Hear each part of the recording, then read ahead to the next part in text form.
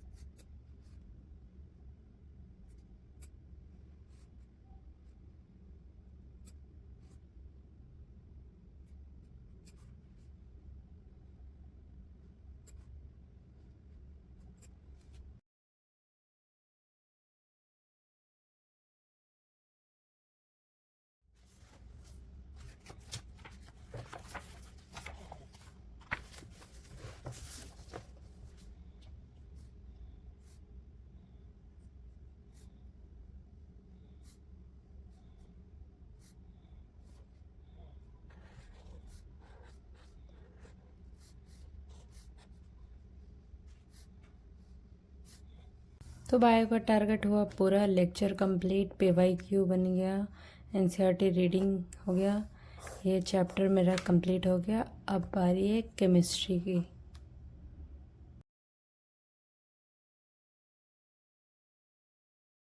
तो आपको उम्मीद की हर एक क्लास लेनी ही पड़ेगी। ड्यूरेशन करनी भी है, बहुत सारी चीजें करनी है, इस कारण टाइम भी थोड़ा लगेगा, पर मैं कोशिश करूंगा कि 5 to 6 आवर्स के अंदर इसको फिनिश कर लेगा। ठीक है, तो बोलो फिर शुरू करें आज की क्लास। बताइए बताइए जल्दी जल्दी, क्या जवान तैयार हैं एक लंबी क्लास के लिए जो 5 से 6 घंटे की होगी? छोटी क्लास है तो 5 से 6 घंटे की। ठीक है, क्या आप तैयार हैं?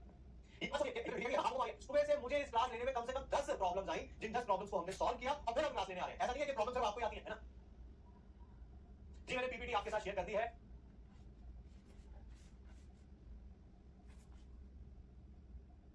क्योंकि इस चैप्टर का सबसे इंपॉर्टेंट हिस्सा that is Bohr's model, D Broglie, Heisenberg, quantum number, electronic configuration, graphs, जो कि सिर्फ नीट वालों के लिए तो 2 साल पहले ही ऐड हुए हैं, सारे बचे हुए हैं यार, वो भी सारे बचे हुए हैं। ये भी तब होम रूल फॉलो नहीं हो रहा। ठीक है, जब तक सबके पास एक एक इलेक्ट्रॉन नहीं आ जाता विद सेम स्पिन, तब तक पेयरिंग नहीं होगी। अभी भी नाइट्रोजन 7 यानी कि ये 2p3 हो जाएगा। क्या हो जाएगा? 2p3 हो जाएगा। सबके पास एक एक इलेक्ट्रॉन आ गया विद सेम स्पिन। अब अगर आगे होगा ऑक्सीजन 8, अब पेयरिंग होगी। अब पेयरिंग होगी 1 2 3 एंड 4, है ना? होगी पेयरिंग।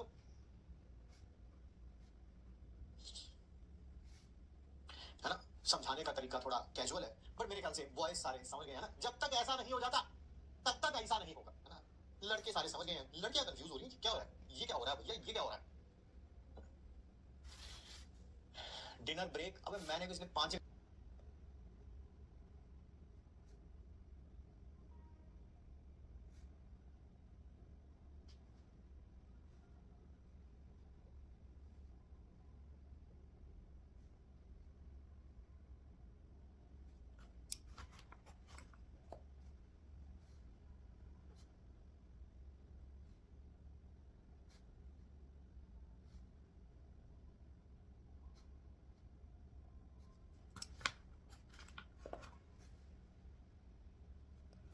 सो फाइनली सब कुछ हो गया ख़त्म, आज का मेरा टारगेट डन।